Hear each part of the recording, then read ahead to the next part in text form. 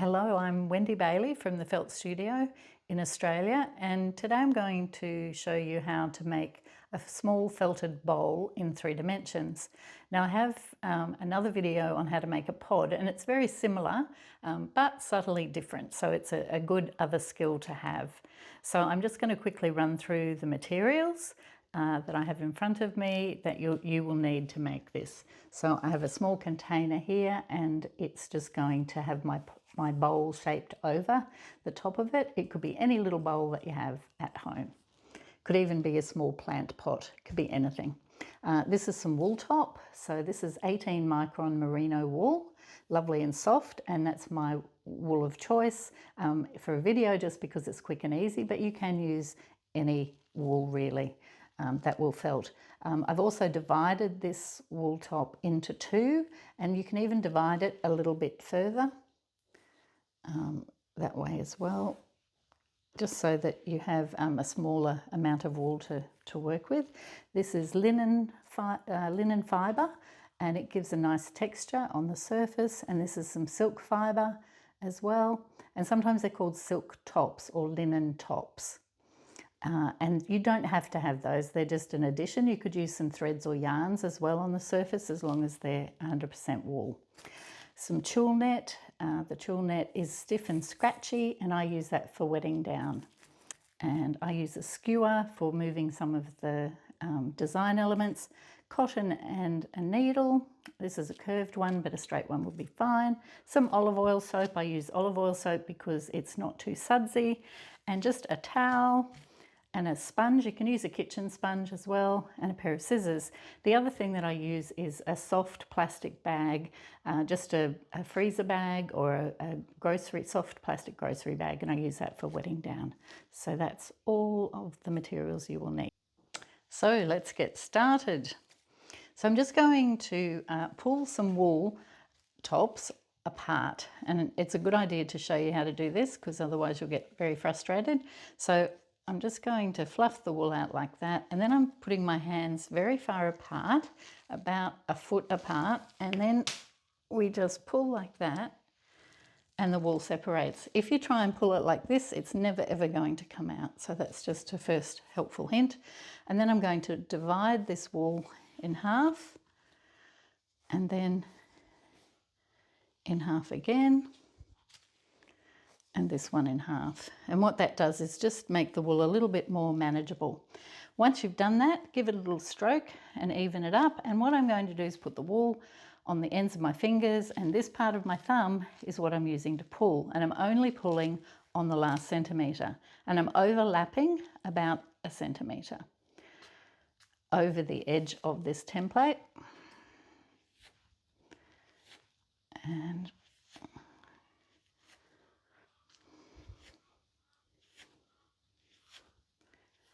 And I'm overlapping about 2 centimetres on this end, so it's kind of shingled. Now, of course, when I get to this edge, it's going to overlap a little bit more. And this is a nice hand-dyed wool, so it has different shades and colours in it. So that's my first layer. So my second layer is going to go perpendicular to the first. So at right angles, and again overlapping.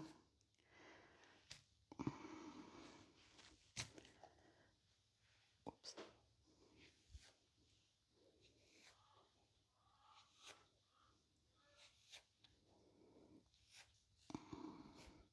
When you pull the wool out, there's 2 ends to the wool, and one is a more stumpy end, I call it, and the other is a more floaty end. So the end that pulls off is very floaty, and the end that's stumpy. So sometimes you'll see me flipping the wool over, and the reason I'm doing that is because I want the stumpy end to be on the edge.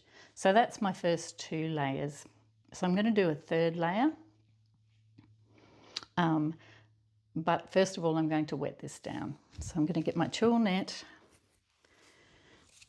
and put that over the top.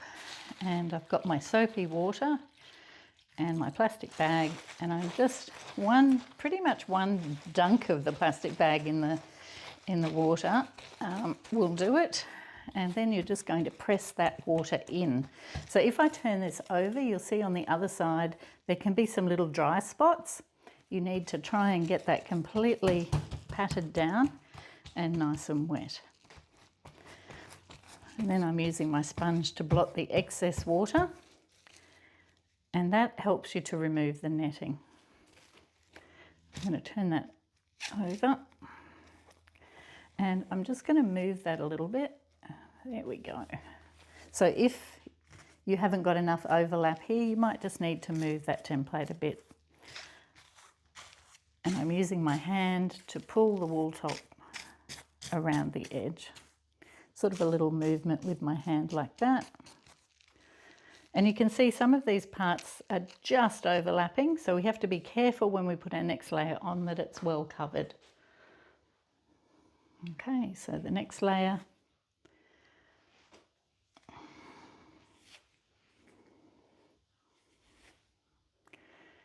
Again, just overlapping by, not overlapping right across the edge. We're just filling in this section here. We don't want any overlap on this second layer. So the whole of this template needs to be covered again with, and you can see here it's just on the edge. So what I'm going to do is just let that overlap a tiny bit on that spot, just because there's not enough coverage. So that's my first layer and my second layer. So that's my second layer, and I'm going to wet that down. So again, just give it a pat with the plastic bag and then just push that water out to the edge. You can see I started in the middle. That stops you from getting a lot of water everywhere. And I'm also going to just give it a little wipe with my bar of soap, not rubbing backwards and forwards. We don't want it too sudsy, but just a little bit of soap can help for that water to go into the wool. Now I'm going to blot it.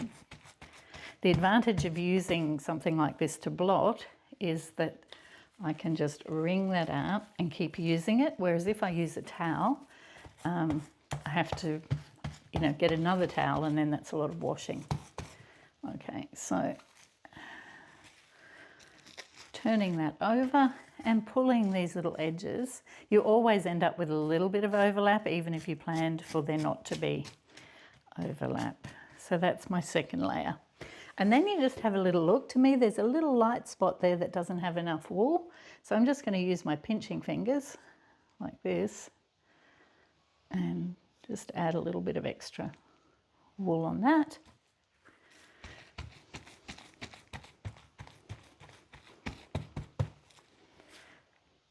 And now I'm going to add another 2 layers on top. So I'm going to use a different colour. And this time I am overlapping on these 2 layers. It's quite nice to do the bowl with different colours, and different shades will come through.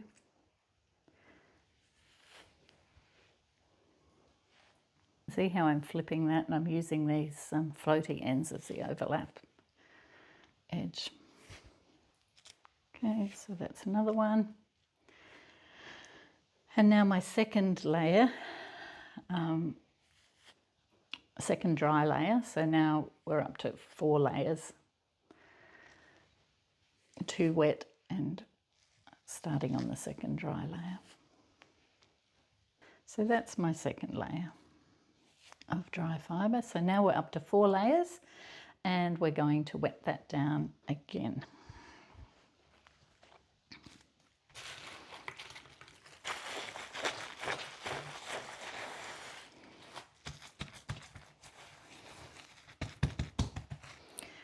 Blot the excess.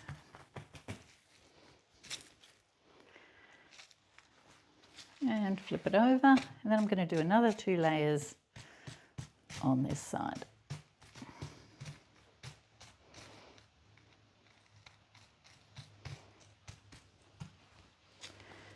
And I'm just going to dry my hands well. So another 2 layers. And again, this one doesn't need to overlap. This one's just filling in the gap, and that's why I've done it in 2 colours so you can see. So we're trying to cover up all of the blue layer, but we don't need to go over the edge on this one. Ooh. And sometimes at the end you get little bits that aren't so even. Just pop them in. And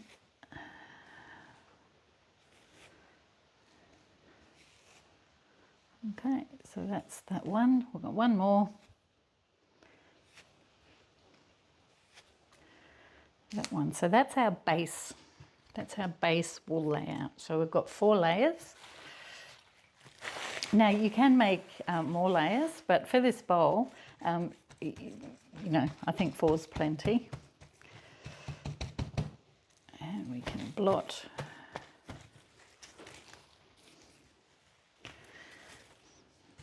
Flip it over and pull those around the edge.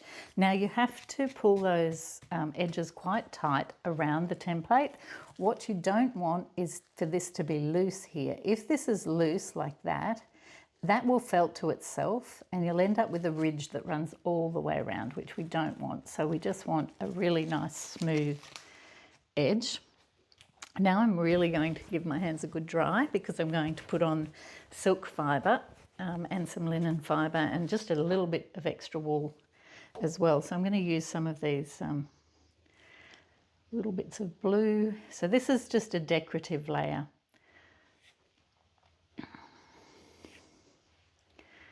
So I'm just going to put a little bit of the blue, a little bit of that other colour. And then I'm going to use some of this lovely silk top over the top. Now, this is when the skewer can come in quite handy because you really, really do not want to have wet hands. So I find if I just use a skewer, I don't have to get wet fingers.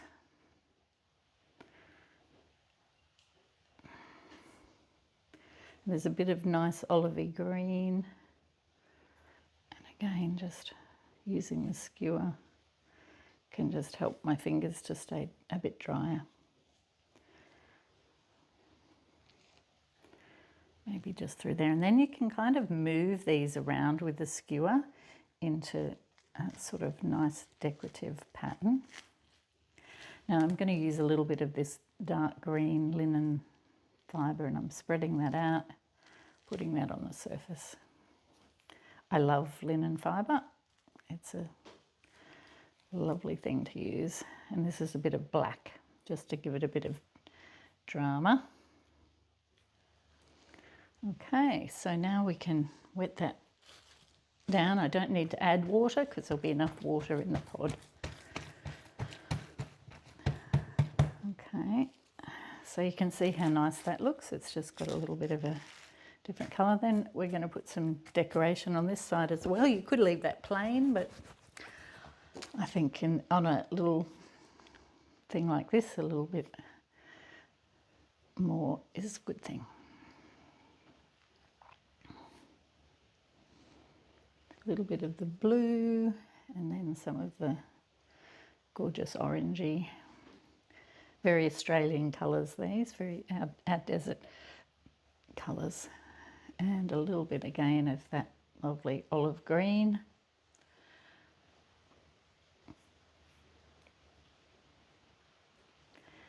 And a little bit of black linen.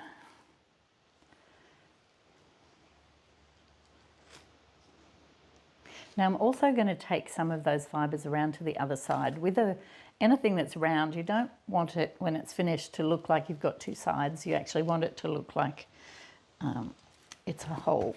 So pat that and turn that over and just pull those around to the edge.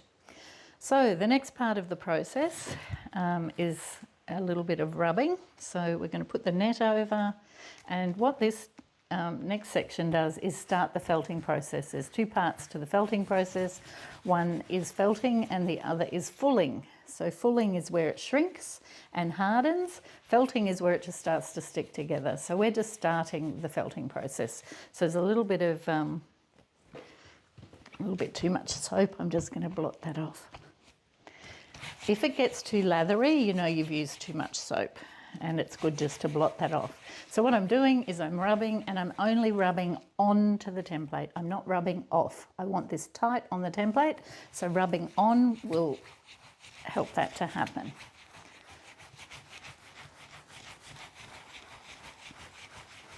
And I'm going to rub this side for about 5 minutes, and then I'm going to turn it over and rub this side, a little bit of soap, and rub this for 5 minutes. Once I've done that, what you'll notice, if I just give it a little blot so you can see, if we look here and I go like this, see how those linen fibres move? What we're wanting is to rub it until those fibres don't move and don't follow my finger. So I'm saying 5 minutes. For you it might be a little bit longer, and particularly if you use a different wool it might take a little bit longer. So we're going to rub that.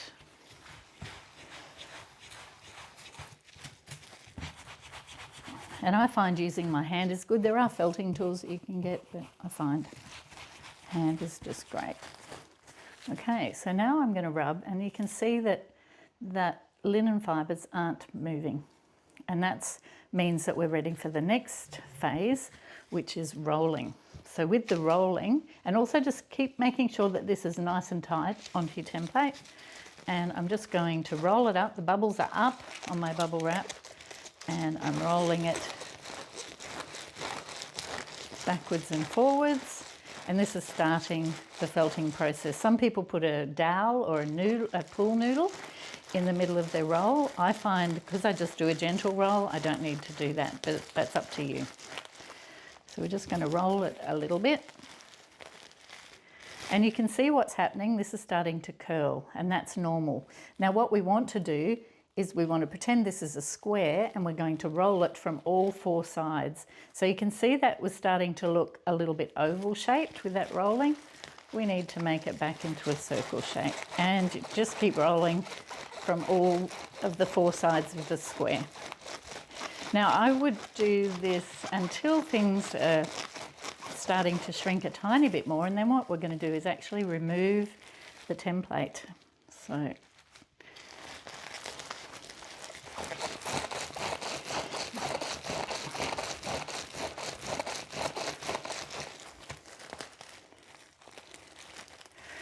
with the rubbing with the net on, one thing that I didn't mention is just occasionally remove the net. So if you're rubbing and you've got this on here like that, just occasionally remove the netting. If you're using a lot of silk fibres on the surface, they might start to stick and come through the net. So that's looking good. So these fibres aren't moving at all. It feels like a solid piece of fabric. So when I pinch up like this, it's coming up as a whole, not as individual fibres. So that's what we're looking for, that's stuck together.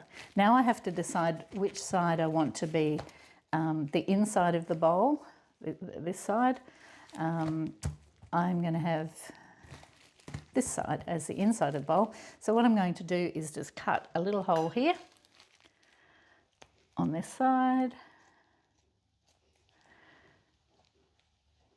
And I'm actually going to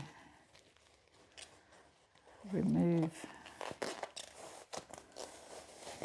the template, and then I'm going to put those edges back together and just use my needle and thread to just do some very big stitches. If you're a very meticulous sewer, you can meticulously sew it, but really, particularly if you're using wet felt, it's not much fun. So you do the minimum of stitches that you can, and you don't even need to put a knot in the end. So I'm just going to use my rounded needle and stitch through, and I'm just going to leave those loose ends. As I said, they don't need to have a knot, because you might like to pull them out at the end, or I'm just using 100% cotton thread, and it will just felt in and you won't actually see it, so it'll probably just stay in. The rounded needle's very handy for this. Or the curved needle, I should say. Okay, so that's joined together, and I'll just leave that. Okay, so where I've cut the felt, I'm going to just heal that a little bit with a rub of soap, and this rubbing will help those fibres to join together. So those cut edges where I cut are quite sharp.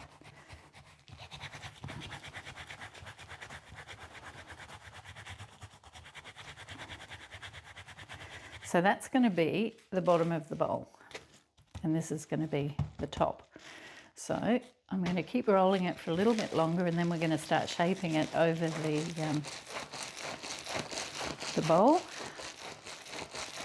And what we're wanting this to do, we're wanting both sides of the felt to join together. And the reason I do it this way is because it gives you a very nice edge on your bowl. So this edge, if I was to do it a different way, I might just cut the edge, but I find by using the template I get a really nice edge. And keep rolling from all, pretending that the circle is actually a square, roll from all four sides. And keep stretching it back into the shape you want it to be. So if it starts to get a little misshapen on the edges, you can just stretch it back.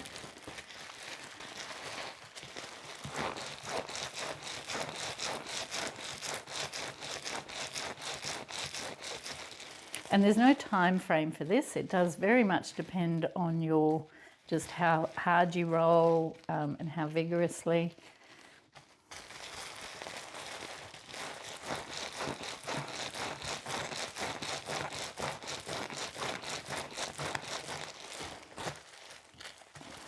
Okay, so that's looking really good. So when I move my thumbs around like that, I can feel that that's completely stuck together. Where we had that template in, this side has felted to the other side.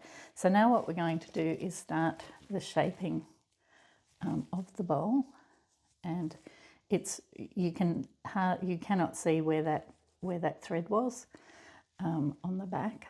So we're just going to put this over here and start rubbing. Now felt at this stage is very malleable, and so it will shape to whatever shape you rub it, which is one of the magic things about felting. Okay, so I'm making it into that that shape, and what I'm going to do is just squeeze out some of that water and just start rubbing it this way in my hands. So I'm wanting it to shrink into a bowl shape. And the way that you rub the felt is the way that it will shrink. So I'm wanting it to shrink in that way a little bit. Okay, so this is what we're getting, a lovely little bowl shape, and it's a little bit fluted on the edges, this one, which is nice. So make sure that you rub the edges as well. And if you need to, you can add a little bit of extra soap. Now, if I want this bowl to be a little shorter this way, then what I have to do is I have to roll it that way to make it shrink down a little bit. And you can see that I haven't got too much soap. I haven't got a lot of lather. If you ended up with a lot of lather, just go and rinse it under the tap and keep going. Okay, so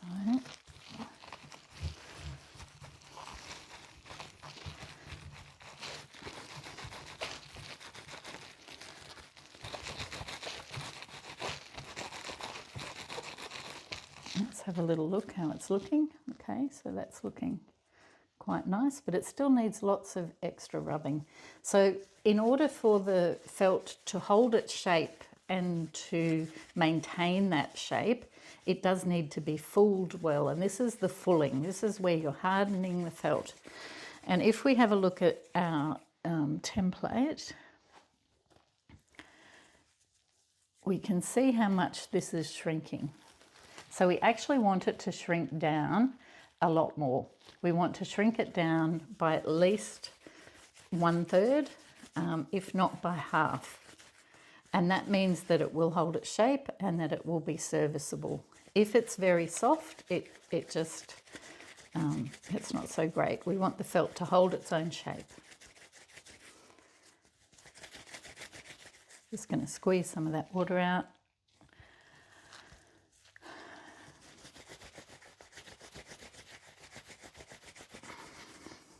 And we'll put it back on here.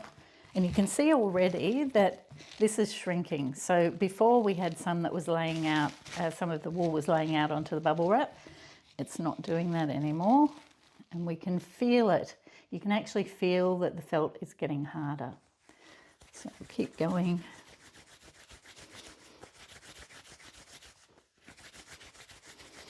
So don't stop until the felt is completely fulled. Most felt makers, the biggest mistake they make as a beginner, I always say to people, if you think it's done, do it for another 15 minutes, and it might be. And that's a pretty good rule. Okay, so we'll pop that back on. And you can see that that's off the bubble wrap now pretty much completely, which is great, which means it's shrinking even more. So we'll have a little look. Now I could, if I decided that actually I really like that other side, as long as that cut's healed up nicely, which it has, you could do it either way. Okay, a little bit more in my hands. And you can see also that it's getting a pebbly kind of surface. It's getting little crinkles in it. That's again part of the felting process. You can get some of those out with a good steam iron. But I actually love the look of felt when it has that little bit of a crinkle. Now the next step would be with this to go and rinse and get all the soap out. You can give a dash of vinegar in the rinsing water, and I would definitely do that if you're not using olive oil soap. With olive oil soap, it's a very neutral soap. It's not very alkaline, so you can get away with not doing a vinegar rinse. What the vinegar does is just take the residue of the alkaline soap out. So you can see, and it's really nice. I quite like it when it has an uneven edge, but if you really wanted a very straight edge, you can actually use a tiny pair of pliers to pull hard on these edges and straighten them out a little bit. But personally, I like the other look. Okay, so that is our little lovely bowl. As I said, it'll just get rinsed and then just allowed to dry. Now you can dry it over the top of your form if you would like, or you can just, once you've rinsed it as well, give it a really good blot with the towel. So the dry towel, once it's rinsed, get as much of the moisture out as you can, and that will really help it to dry more quickly than if it's very, very wet. So there we go. So that is our little beautiful bowl. So thanks for joining me. If you've enjoyed this video, please give it a little like and a comment, and do let me know if you make a little bowl. I always love to see what you've done. So thank you.